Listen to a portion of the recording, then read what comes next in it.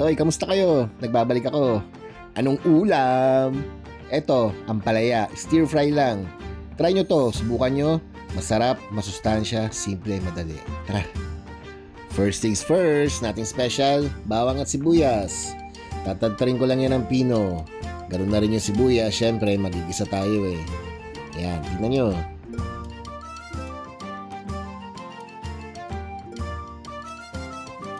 Maglalagay ako dito ng 2 medium-sized tomato. Wow, arte. Kamatis lang yan. Maglalagay ako dyan kasi sabi ng nanay ko, makakabawas daw ng pait yan. Well, mukha nga totoo kasi sinerch ko, nakakabawas nga daw.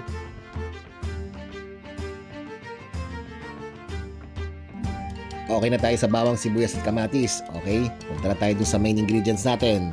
Ito na ang bitter gourd o papaya. Ay, ang palaya pala. Putulin nyo lang yung magkabilang dulo. Di ko rin alam kung bakit pero lagi kong ginagawa yun. Pagkatapos, tanggalin nyo yung buto sa gilid. Ay, sa gitna pala. Sorry pasensya na kayo. Ngayon lang kasi ako din nag-voice over kaya medyo naninibago lang ako. Pasensya na kayo.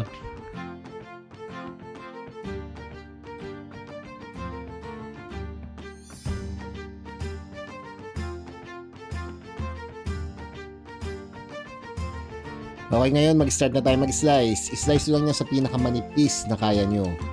Pero huwag yung masyadong manipis kasi lalamasin pa natin sa asin yan eh. Baka mamaya madurog na pag nilagyan ng asin. Ang gulo ko dun Basta, tingnan nyo na lang kung paano ko ginawa. Ayan. Okay, maglalagay na tayo ng asin. Maglalagay ako dyan ng maraming asin.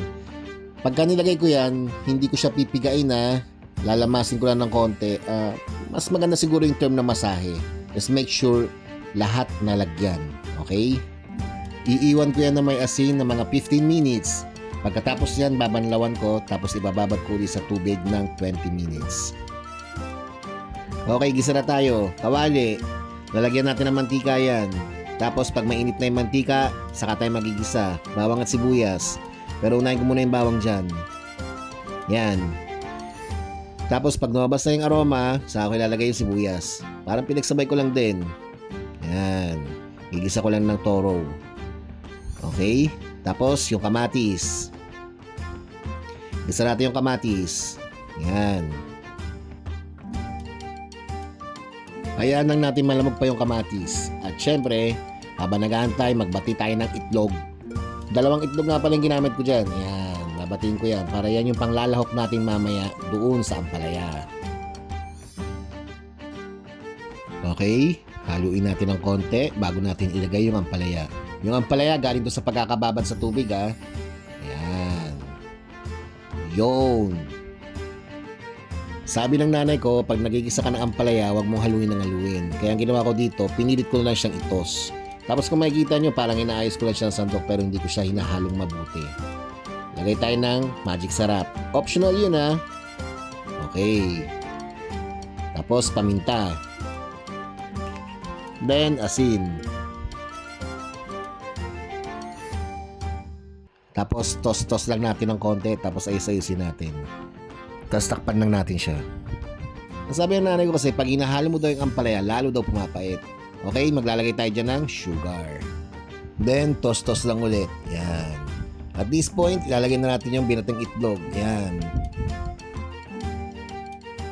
Toss mo ng konti. Okay.